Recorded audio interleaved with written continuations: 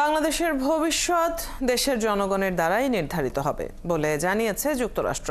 Washington বলেছে, বাংলাদেশ অনেক চ্যালেঞ্জের মুখোমুখি হচ্ছে এবং মানুষের কর্মকাণ্ডই ঠিক করবে তারা কিভাবে এই সমস্যা ও চ্যালেঞ্জের মোকাবেলা করবে।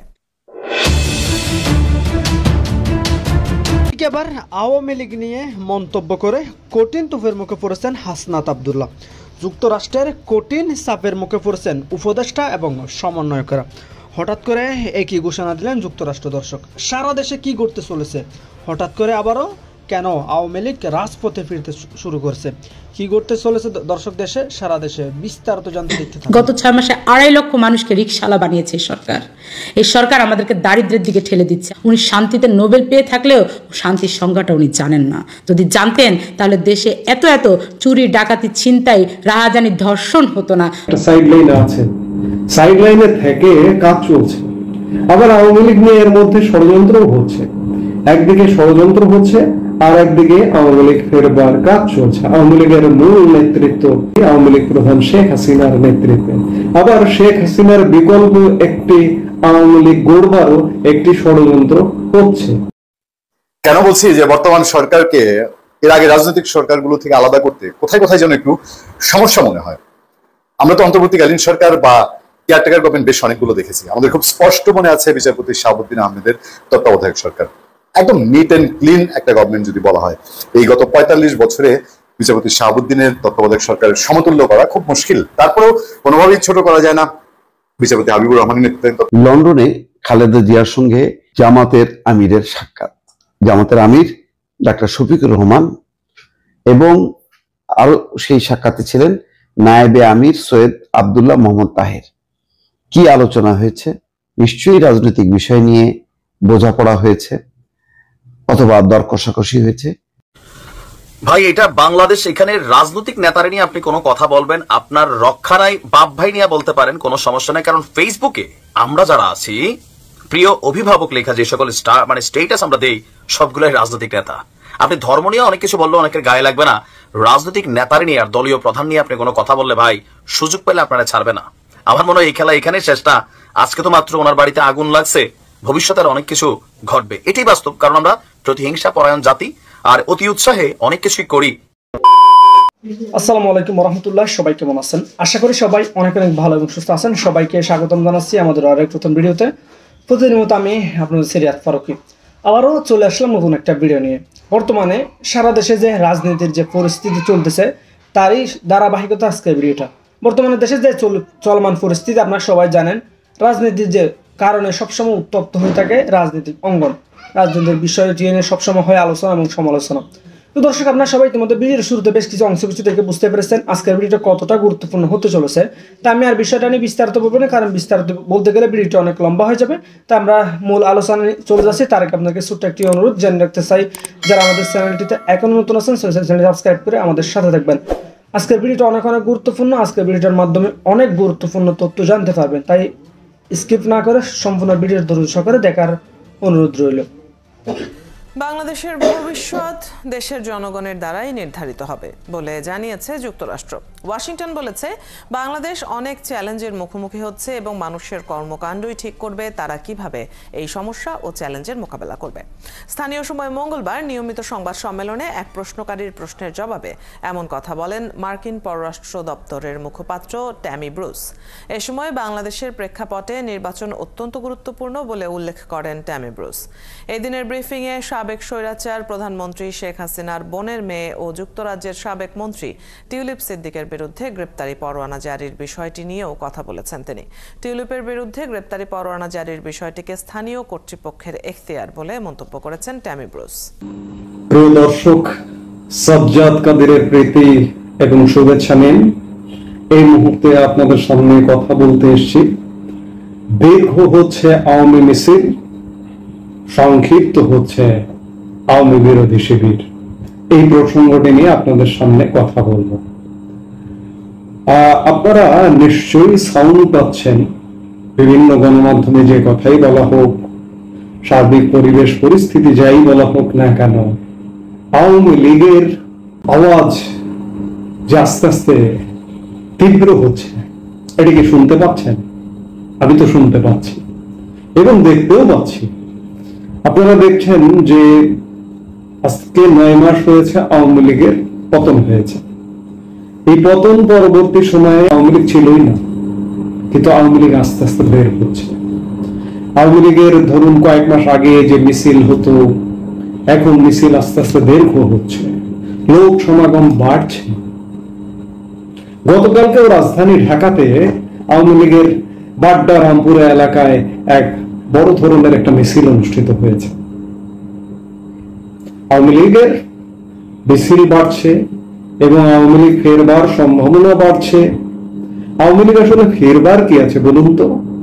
আওয়ামী লীগ তো ছিল, আওয়ামী লীগ আছে। 5 অগস্ট সময়কালে যে লালবদর বাহিনী তাণ্ডব চালিয়েছে, আওয়ামী লীগ আসলে ওই তাণ্ডবে সাথে সাথে ক্ষমতার পতন হয়েছে, সরকার পতন হয়েছে। সারা দেশের আওয়ামী লীগ নেতা কর্মীরা আসলে মানসিক ভাবে ভেঙে পড়েছিল। মানসিক ভাবে ভেঙে পড়ে তারা আত্মগোপনে চলে গিয়েছে। সেই সময় যদি তারা মানসিক ভাবে ভেঙে না পড়ে পাল্টা যদি প্রতিরোধ গড়ে তুলত, আওয়ামী লীগের এত ক্ষতিটা হতো না। এটি খুব স্বাভাবিক যে আওয়ামী লীগ ক্ষমতায় আছে, হঠাৎ করে ঘোষণা আসছে যে শেখ হাসিনা পদত্যাগ করে দেশ ছেড়েছেন। খুব স্বাভাবিক ভাবে আওয়ামী লীগ নেতা কর্মীর মধ্যে মনোবল ভেঙে যাওয়াটাই স্বাভাবিক। সেই সময় সেটি হয়েছিল। কিন্তু কালে কালে আজকে 9 মাস পরে এসে আওয়ামী লীগের মিছিল বড় হচ্ছে, আওয়ামী লীগ বের হচ্ছে, আওয়ামী লীগ ফিরে আসার সম্ভাবনা নতুন করে উকি দিচ্ছে। আর এই যখন উকি দিচ্ছে, আপনারা খেয়াল করে দেখুন যে আওয়ামী লীগ বিরোধী রাজনৈতিক শিবিরে একটা টালমাটাল অবস্থা শুরু হয়ে গেছে, যারই পরিপ্রেক্ষিতে সমন্বয়কদের থেকে যে রাজনৈতিক দল গড়ে উঠেছে এনসিপি, তারই মুখ্য সংগঠক দক্ষিণাঞ্চল হাসনাত আব্দুল্লাহ গতকাল ফেসবুক পোস্ট দিয়ে একটি বার্তা দিয়েছেন। তিনি মাঝে মাঝেই বার্তা দেন, কিন্তু মাঝখানে বেশ প্রায় মাসখানেক স্টপ, শীত ঘুমে ঘুম পেড়েছিলেন। এখন আবার জাগ্রত হয়েছেন। জাগ্রত হয়ে হাসনাত আব্দুল্লাহ গতকালকে ফেসবুকে একটি পোস্ট দিয়েছেন। সেখানে তিনি লিখেছেন, যেদিন থেকে আমাদের আওয়ামী বিরোধী অবস্থান এবং কম্প্রোমাইজের রাজনীতির বিরোধিতাকে শিষ্টাচার বহির্ভূত বলা শুরু হয়েছে, সেদিন থেকেই আওয়ামী লীগের মিছিল বড় হতে শুরু করেছে।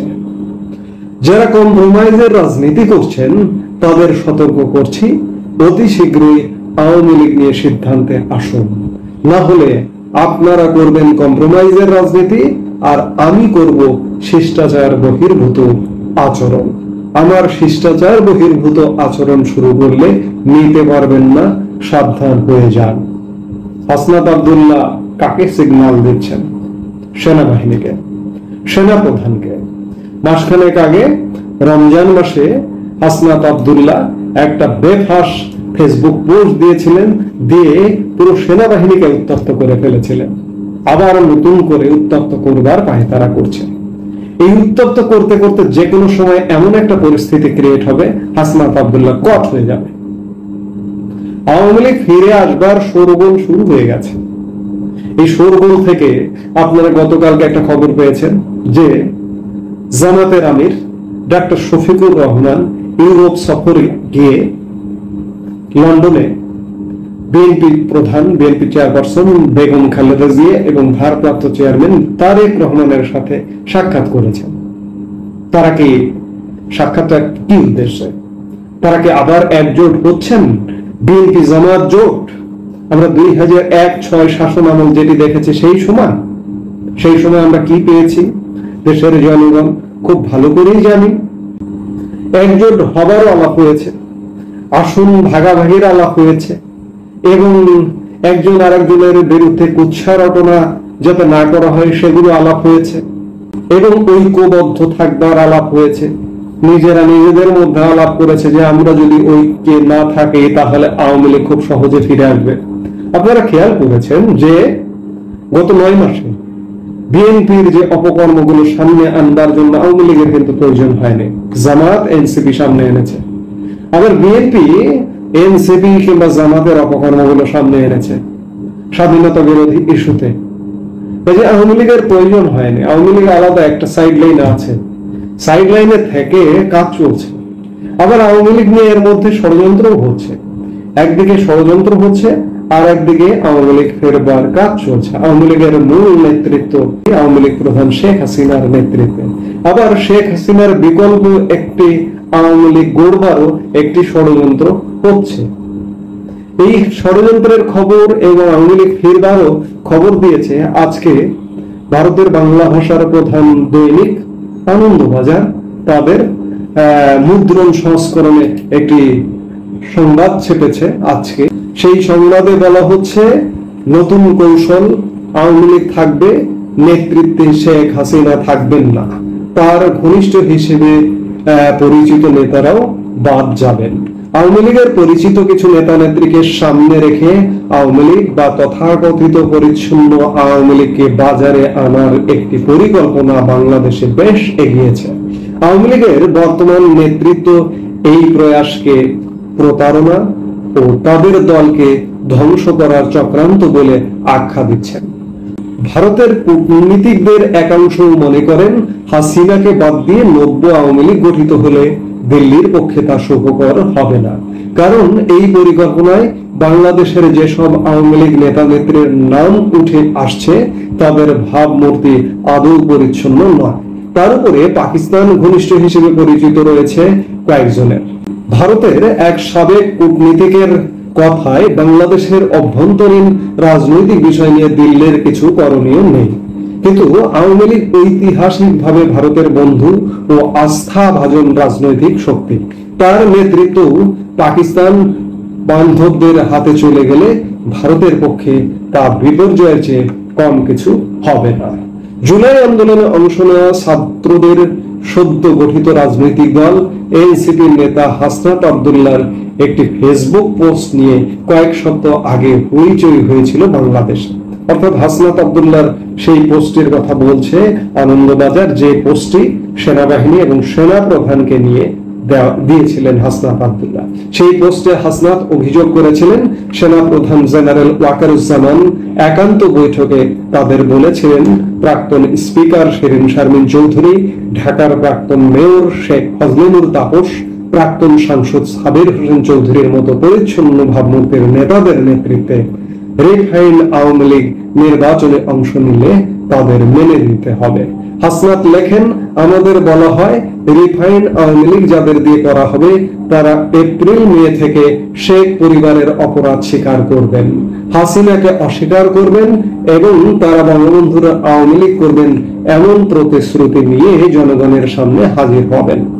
আওয়ামী লীগের এক যুগ্ম সাধারণ সম্পাদকের বরাত দিয়ে আনন্দবাজার বলছে, হাসনাতের পোস্টের আগেই আমরা এই চক্রান্তের বিষয়টি জানতে পারি। নামগুলি নতুন নয়। এইভাবে তারা দেখাতে চায় নির্বাচনে আওয়ামী লীগকেও অংশ নিতে দেওয়া হয়েছে। তবে সেটা হবে প্রতারণা। মানুষকে এভাবে ভুল বোঝানো যায় না। এই নেতা বলেন, 2006-এর সেনা অভ্যুত্থানে ক্ষমতা দখলের পর শেখ হাসিনাকে বাদ দিয়ে অন্য কিছু নেতাকে নিয়ে একটা আওয়ামী লীগ গঠনের চেষ্টা করেছিল পশ্চিমী শক্তি। তা ব্যর্থ হয়, এবারেও তাই হবে।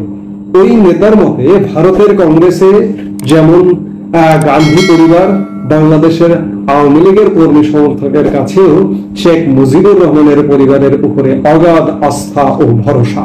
রাজনীতিতে দুই পরিবারের ত্যাগ ও সাফল্য কম নয়। কেন বলছি যে বর্তমান সরকারকে এর আগে রাজনৈতিক সরকারগুলো থেকে আলাদা করতে কোথায় কোথায় যেন একটু সমস্যা মনে হয়।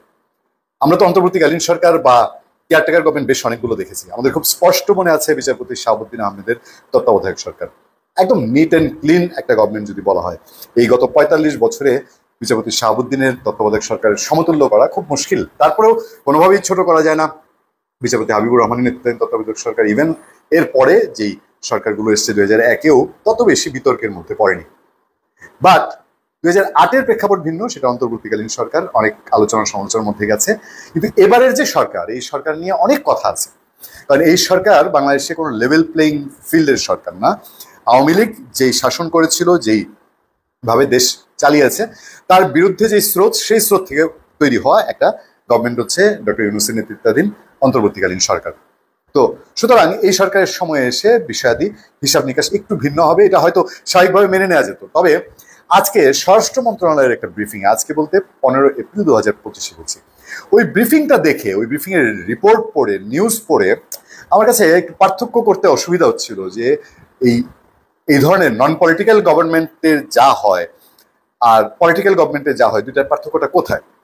দেখেন, স্বরাষ্ট্র উপদেষ্টাকে বেশ কয়েকটা প্রশ্ন করেছে সাংবাদিকরা, তার মধ্যে ওই মেঘনা আলম আলোচিত ক্যারেক্টার, হঠাৎ করেই আলোচনায় মেঘনা আলমের নাম, নানান কীর্তি কারখানা ঘুরে বেড়াচ্ছে সোশ্যাল মিডিয়ায়, আমরা সেখানে যাইতে চাই না, তিনি কি কি করেছেন না করেছেন সেদিকে যেতে চাই না।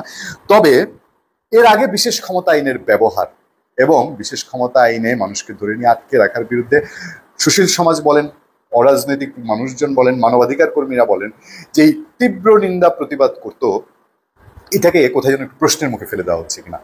সরকার বলছে যে এই আইন মেঘনা আলমের সঙ্গে প্রথম ব্যবহার হচ্ছে না, প্রধান উপদেষ্টার বিশেষ সহকারী, মানে এই আইনটাকে শুধু কাগজে পত্রে একটা আইন বলা হয় কিনা, এই আইনটা নিজেই একটা বেআইনি আইন কিনা, এই প্রশ্ন বাংলাদেশে দীর্ঘদিন করে করে খাচ্ছে যে রাজনৈতিক সরকারগুলো রাজনৈতিক প্রয়োজনে আইনটাকে ব্যবহার করে।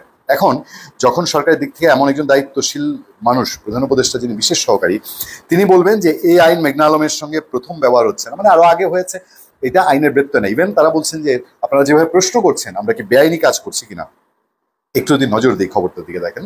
প্রধান উপদেষ্টা বিশেষ সহকারী খোদাবক্স চৌধুরী বলেন মেঘনা আলমের সঙ্গে এই আইন প্রথম ব্যবহার হচ্ছে, বিষয়টা তা নয়। তিনি বলেন তার বিরুদ্ধে কি অভিযোগ এসেছে, বিষয়টা আদালতে গেছে, বিচারাধীন বিষয়ে কথা বলা ঠিক না। এটা সচিবালয়ে স্বরাষ্ট্র উপদেষ্টাকে সাংবাদিকরা একটা প্রশ্ন করেছিলেন, সেই প্রশ্নটা কেড়ে নিয়ে প্রধান উপদেষ্টা বিশেষ সহকারী তিনি কথাটা বলেছেন। সংবাদ সম্মেলনের শুরুতেই এক সাংবাদিক স্বরাষ্ট্র উপদেষ্টার কাছে জানতে চান 9 এপ্রিল মেঘনা আলমকে বিশেষ ক্ষমতা আইনে গ্রেফতারের প্রয়োজন হলো কেন। জবাব দিতে গিয়ে খোদাবক্স চৌধুরী বলেন, আপনার প্রশ্ন শুনে মনে হচ্ছে সরকার একটা বেআইনি কাজ করে ফেলেছে, আইন যে ব্যবহৃত হচ্ছে না তা না, তারা আদালতে গেছেন, আদালত আমাদের কাছে জানতে চেয়েছে, আমরা জবাব দিব। মানে কি এই আইনটার পক্ষে কিছুটাই সরকারের, এইরকম একটা সরকারের দিক থেকে সাফাই গাওয়া কিনা। এরপর সাংবাদিকরা তার কাছে জানতে চান যে খোদাবক্স চৌধুরী যে মেঘনা আলমের গ্রেফতার প্রক্রিয়াটা সঠিক হয়নি বলে আইন উপদেষ্টা বলেছেন, এটাও বলেছেন যে আইন উপদেষ্টা কি বলেছেন এটা আমাদের কাছ থেকে তথ্য নেন না, সেটা জানেন না তারা। তারপর আরেক সাংবাদিক প্রশ্ন করেন যে 10 এপ্রিল সুনামগঞ্জে স্বরাষ্ট্র উপদেষ্টা বলেছিলেন যে জনগণ চায় তারা 5 বছর থাকুক, এবার স্বরাষ্ট্র উপদেষ্টা বলেন আমি এরকম কোনো কথা বলি নেই। এই জায়গাটা নিয়ে বিস্তর আলাপ আলোচনা হতে পারে। স্বরাষ্ট্র উপদেষ্টা মানুষের কথা ধরে বলেছেন। রাজনীতিবিদরা কি করে, যখন তার ভিতরে কিছু একটা থাকে, আমরা অনেকগুলো আলোচনা এটা কিন্তু বলি, বিএনপির লোকজন, আওয়ামী লীগের লোকজন, জনগণ মনে করে আওয়ামী লীগের লোক বলে বিএনপির এরা হচ্ছে এই, বিএনপির লোকজন বলে জনগণ মনে করে আওয়ামী লীগের এরা হচ্ছে এই। তার মানে আওয়ামী লীগের লোক বিএনপির লোক এটা মনে করে, জনগণের উপর দিয়ে চালিয়ে দেওয়া। এখন স্বরাষ্ট্র উপদেষ্টাকে কোন কোন জনগণ বলেছেন আমরা এটা জানি না, তিনি আজকেও ক্লিয়ার করেননি। তবে তিনি বলেছেন আমি তো বলিনি সরকার 5 বছর ক্ষমতায় থাকতে চায়, এটা জনগণ বলেছে, সরকার তো বলে দিয়েছে আগামী ডিসেম্বর জুনের মধ্যে নির্বাচন হবে। তো একটু মাননীয় স্বরাষ্ট্র উপদেষ্টা, আমিও প্রেস কনফারেন্সে থাকলে আমি জানতে চাইতাম যে জনগণ এটা কোন প্ল্যাটফর্মে বলেছেন। বাংলাদেশে 18 কোটি মানুষের মধ্যে 16 কোটি মানুষের মধ্যে কয়েকজন বললে তারা কি জনগণের কাতারে পড়ে কিনা। তারপরে ডিবি প্রধান সম্পর্কে প্রশ্ন করা হয়েছে, বলা হয়েছে যে এটা মেঘনা আলমের বিষয়, এখানে জড়িত না, ওই ভদ্রলোক মনে হয় অসুস্থ ছিলেন।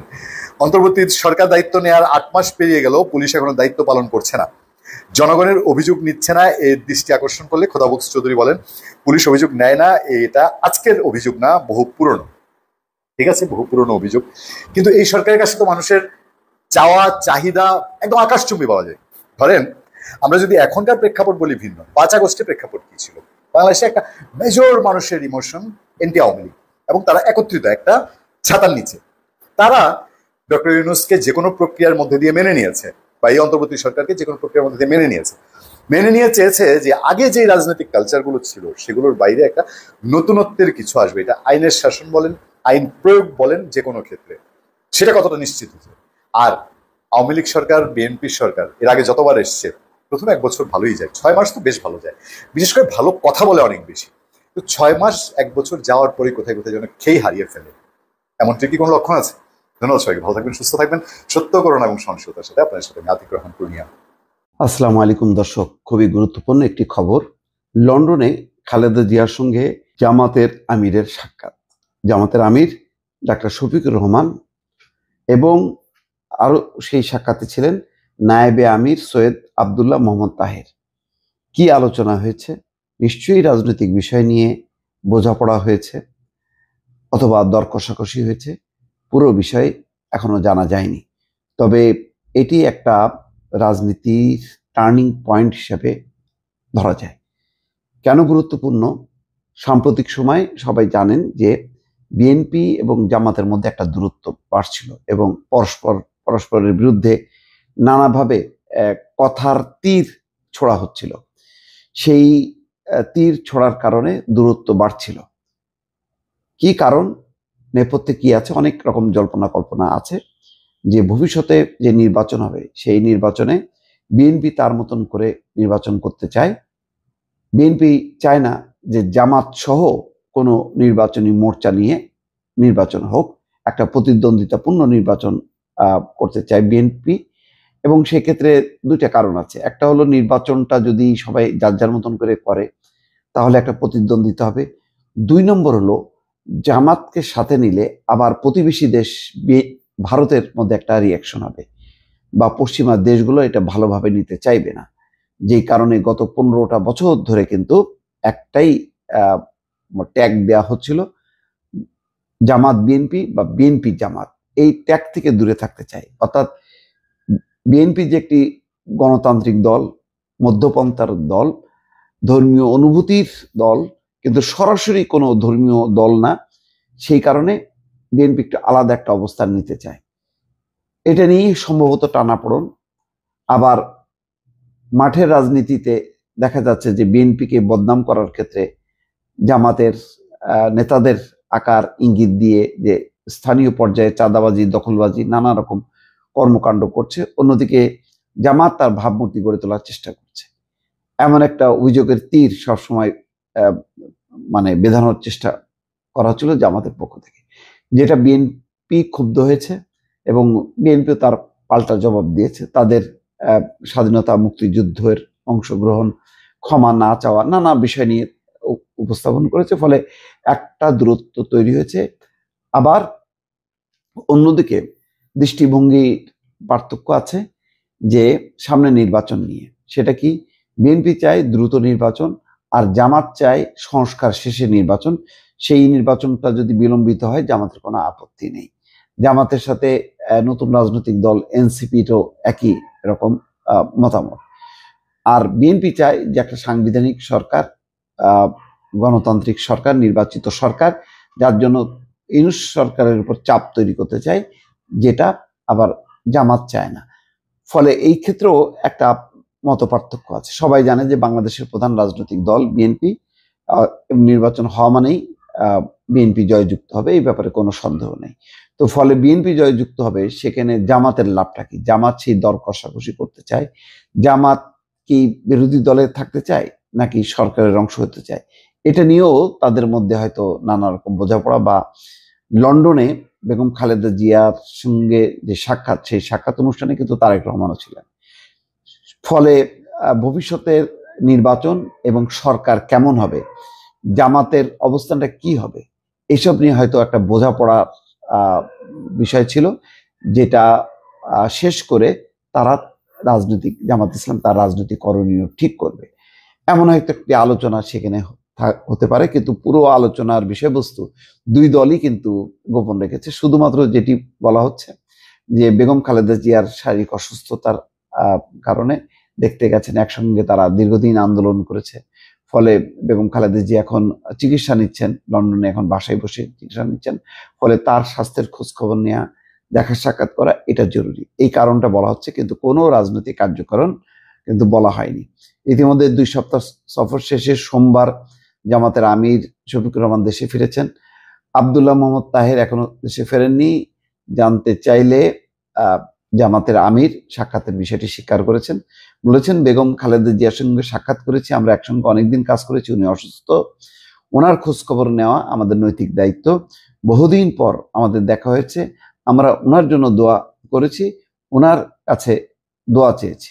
লন্ডনে খালেদা জিয়ার বড় ছেলে এবং বিএনপির ভারপ্রাপ্ত চেয়ারম্যান তারেক রহমানের বাসায় আছেন খালেদা জিয়া। তিনি সেখানে থেকে লন্ডন ক্লিনিকের চিকিৎসকদের তত্ত্বাবধানে চিকিৎসা নিচ্ছেন। তারেক রহমানের সঙ্গে কোনো কথা হয়েছে কিনা জানতে চাইলে আমির বলেছেন, জামাতের আমির, 2জন মানুষ একসঙ্গে হলে তো অনেক কথাই হয়, অনেক কথাই হয়েছে, তবে তিনি এর বেশি কিছু আর বলতে চাননি। জামাতের আমির শফিকুর রহমান 4 এপ্রিল ব্রাসেলস সফরে যান। এই সফরে তার সঙ্গে ছিলেন আব্দুল্লাহ মোহাম্মদ তাহের এবং আমিরের আন্তর্জাতিক সম্পাদক বিষয় উপদেষ্টা মাহমুদুল হাসান। জানা গেছে ব্রাসেলস ইউরোপীয় ইউনিয়নের সদর দপ্তরে একাধিক বৈঠক ও সাক্ষাৎ কর্মসূচি ছিল জামাতের আমির।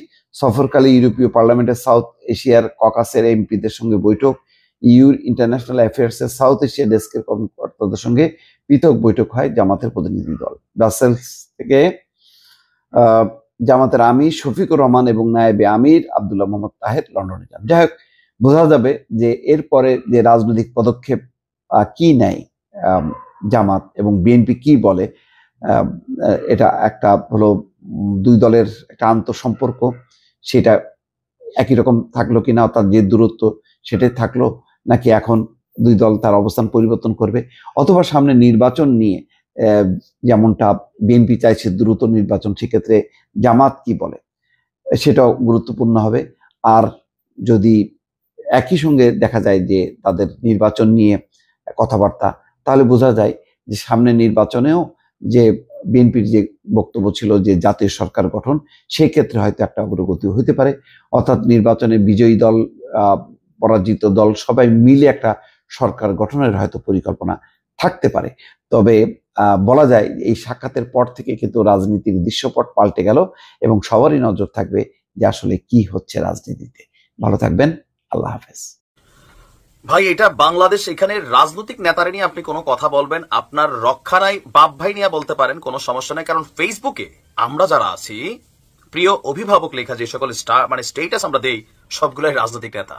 আপনি ধর্ম নিয়ে অনেক কিছু বললে অনেকের গায়ে লাগবে না, রাজনৈতিক নেতার নিয়ে আর দলীয় প্রধান নিয়ে আপনি কোনো কথা বললে ভাই সুযোগ পেলে আপনারা ছাড়বে না।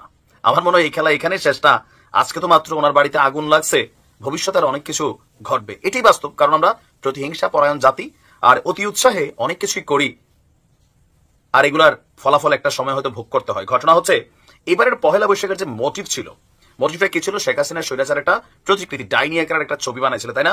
একবার এটা আগুন দিয়ে পোড়াই দিছিল, বাট তারপরেও অন স্পট ইনস্ট্যান্ট 2 দিনের মধ্যে কিন্তু আরেকটা বানাইয়া আমাদের চারুকলা পরিষদ বা যারা আছেন তারা এটারে সব করছেন। তো শেখ হাসিনার অবস্থাটা কি এটা দেখা, বা আওয়ামী লীগের নেতাকর্মীদের অবস্থানটা কি? ফেসবুকে ডক্টর ইউনূস সহ অনেকেরই সিঙ্গল অনেক ছবি বানাইলেও প্র্যাকটিক্যালি এই পহেলা বৈশাখের মোটিভ বানানো যে চিত্রশিল্পী মানবেন্দ্র ঘোষ, ওনার মোটামুটি রফা দফা হয়ে গেছে না। ঘটনার প্রেক্ষাপট হচ্ছে ওনার বাড়িতে দুর্বৃত্ত দিয়েছে, আগুন দিয়েছে দুর্বৃত্তরা। দিবাগত রাতে মানিকগঞ্জ সদর উপজেলার গড়পাড়া গ্রামে তার বাড়িতে এই অগ্নিকাণ্ডের ঘটনা ঘটেছে। ঢাকায় বর্ষবরণ আনন্দ শোভাযাত্রায় ক্ষমতাচ্যুত শেখ হাসিনার মুখের আদলে ফেসিস্ট হাসিনার মোটিভ বানানো হয়, আর এই মোটিভ তৈরির কাজে যুক্ত থাকার কারণে ধারণা করা হচ্ছে তার বাড়িতে আগুন দেওয়া হয়েছে। এ বিষয়ে চিত্রশিল্পী মানবেন্দ্র ঘোষ বলছেন, তিনি কেবল বাঘের মোটিভটি তৈরি করছিলেন, শেখ হাসিনার মোটিভটি তিনি তৈরি করেন নাই। তিনি আরো বলেন, এই মুহূর্তে পরিবার নিয়ে নিরাপত্তাহীনতায় ভুগছি, প্রশাসনের কাছে আমার পরিবারের নিরাপত্তা চাই। এখন তিনি কেন বলছেন? কারণ এটা ভয়ের বিষয়, এটি বাংলাদেশ, এটাই ভয়ের বিষয়। তিনি করেন নাই, তাহলে কে করছেন? ভবিষ্যতে ওইটাও হয়তো ইনভেস্টিগেশনে যাবে, যেহেতু তিনি বলছেন তিনি করেন নাই, তিনি বাঘেরটা বানাইছিলেন। তাহলে বুঝেন কি পরিস্থিতি। এ বিষয়ে মানিকগঞ্জ সদর থানার ভারপ্রাপ্ত কর্মকর্তা বলছেন, তদন্ত করে দেখছি, দ্রুতই রহস্য উদ্ঘাটন হবে। রহস্য আর কি উদ্ঘাটন হবে আমরাও বুঝতে পারতেছি, হয়তো আওয়ামী লীগের কোন নেতাকর্মীরা আগুন দিছে, অথবা আওয়ামী লীগের নেতাকর্মীদেরকে আরেকটু কালার করার জন্য অন্য দলের কোন নেতাকর্মী আগুন দিয়েছে। তবে পারসেপশন, এখানে আওয়ামী লীগের নেতাকর্মীরা এটা করতে পারে, এটা ধারণা করা হচ্ছে। ইভেন তার পরিবার নিয়ে তিনি নিরাপত্তাহীনতায় ভুগছেন, এটাই হচ্ছে বাস্তবতা। পহেলা বৈশাখে এবারে বেশ কিছু জিনিস ঘটেছে।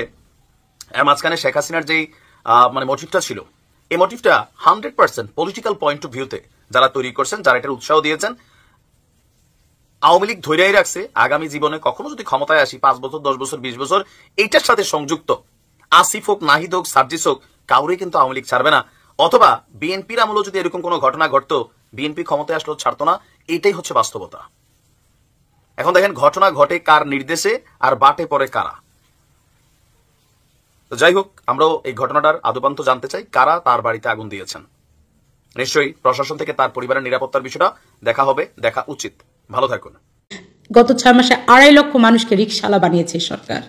এই সরকার আমাদেরকে দারিদ্রের দিকে ঠেলে দিচ্ছে। উনি শান্তিতে নোবেল পেয়ে থাকলেও শান্তির সংজ্ঞাটা উনি জানেন না। যদি জানতেন তাহলে দেশে এত চুরি, ডাকাতি, ছিনতাই, রাহাজানি, ধর্ষণ হতো না। উনি একটা শব্দ উচ্চারণ করেনি। তারা যখন 32 ভেঙে ফেলছিল, একটা শব্দ উনি উচ্চারণ করেনি। ভেঙে লুটপাট করার পরে তখন ওনার মায়াকানা শোনানো হয়েছে। আমরা তো দেখেছি লুটপাট শুরু হয়েছে 5ই আগস্ট থেকে। গণভবনকে ওরা যেভাবে লুটপাট করেছে, ওইখান থেকে শুরু হয়েছে লুটপাটের উৎপত্তি। অত আমরা এই লুটতরাজ সরকার চাই না। আমাদের দেশ, আমাদের স্বাধীনতা, আমাদের আমাদের সার্বভৌমত্বকে অস্বীকার করতে চাচ্ছেন, আপনারা আমাদের ইতিহাসকে অস্বীকার করতে চাচ্ছেন। তার মানে আপনারা বাংলাদেশকে আবারও পূর্ব পাকিস্তান বানাতে চাচ্ছেন।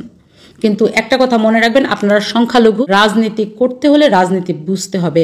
আপনারা যে একের পর এক গুটিগুলা চালছেন, সারা বাংলাদেশকে লুডুর বোর্ড বানিয়ে দিয়ে আপনারা গুটি চালছেন। গত 6 মাসে 2.5 লক্ষ মানুষকে রিকশাওয়ালা বানিয়েছে এই সরকার। এই সরকার আমাদেরকে দারিদ্রের দিকে ঠেলে দিচ্ছে, আমাদেরকে কোনো সুসংবাদেরা দিতে পারছে না। উনি শান্তিতে নোবেল পেয়ে থাকলেও শান্তির সংজ্ঞাটা উনি জানেন না। যদি জানতেন তাহলে দেশে এত এত চুরি, ডাকাতি, ছিনতাই, রাহাজানি, ধর্ষণ হতো না। উনি একটা শব্দ উচ্চারণ করেনি। তারা যখন 32 ভেঙে ফেলছিল, একটা শব্দ উনি উচ্চারণ করেনি। ভেঙে লুটপাট করার পরে তখন ওনার মায়াকানা শোনানো হয়েছে। আমরা তো দেখেছি লুটপাট শুরু হয়েছে 5 আগস্ট থেকে। গণভবনকে ওরা যেভাবে লুটপাট করেছে ওইখান থেকে শুরু হয়েছে লুটপাটের উৎপত্তি। অত আমরা এই লুটতরাজ সরকার চাই না। আমরা দেশের মানুষ, আমরা দুবেলা দুমুঠো খেয়ে বাঁচতে চাই, আমরা হাহাকার চাই না। আমরা দেশের ভিতর শান্তি চাই, আমরা শান্তিকামী বাংলাদেশি মানুষ। গ্যাস, বিদ্যুৎ, পানি প্রত্যেকটা জিনিস নিয়ে আমরা সংকটে আছি। শিক্ষা বলেন, অর্থনীতি বলেন, সমাজনীতি বলেন, আমরা কোথাও ভালো নেই। সর্বোপরি আমরা দর্শকের বিষয়টি আপনার মতামত কমেন্টে জানাবেন। হেতক্ষণ সাথে থাকার জন্য সবাইকে অসংখ্য ধন্যবাদ। দেখাবো না কোনো ভিডিওতে, ততক্ষণ পর্যন্ত আমাদের চ্যানেলের সাথে থাকুন, সাবস্ক্রাইব করুন। ধন্যবাদ সবাইকে, আল্লাহ হাফেজ।